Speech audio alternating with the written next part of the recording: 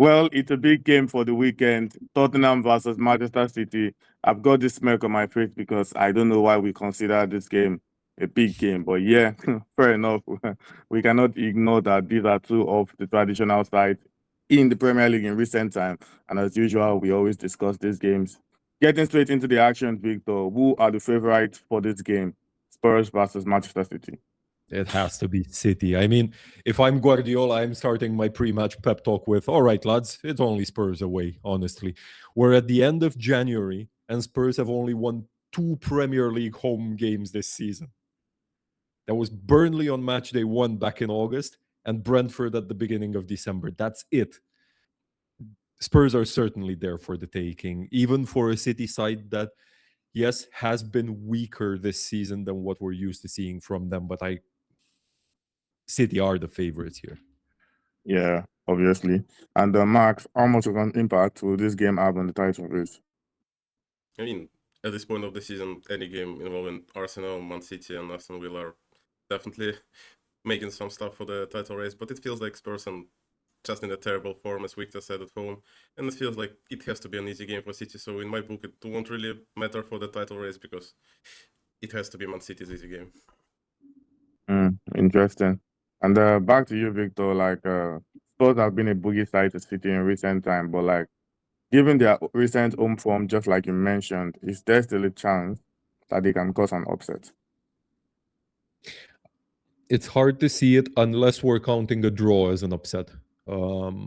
City haven't been themselves this season, even though they're sitting up in second, but they haven't really been their proper selves, I think it will be a very interesting game to watch. I'm definitely not missing this one, but I can't imagine Spurs getting all 3 points here. I just don't see that scenario happening.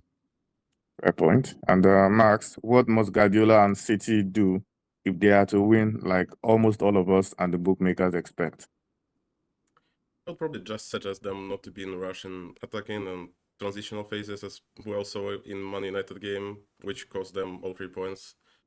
And just let Spurs make mistakes themselves, because they usually used to do some stupid stuff in defense and just present you a goal. So just take your time, enjoy Spurs' mistakes, and take all 3 points.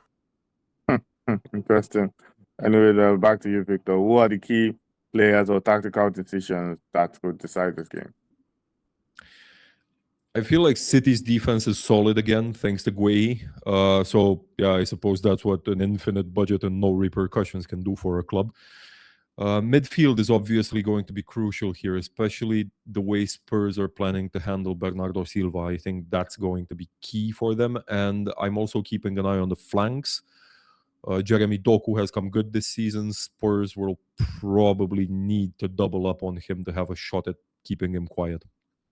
Fair enough. And Max, your answer to that one? I would probably just add that Holland will probably demolish Spurs' defense, and they better try their best to do something at least to stop him. But I can't expect him to be a key player for Man City this time. Interesting. I'm still with you, Max. What are your bold predictions or score predictions for this game? For the bold prediction, I kind of expect Foden to start this game and score or assist. But for the score, I'd say 3-1 Man City. Interesting. Victor, yours?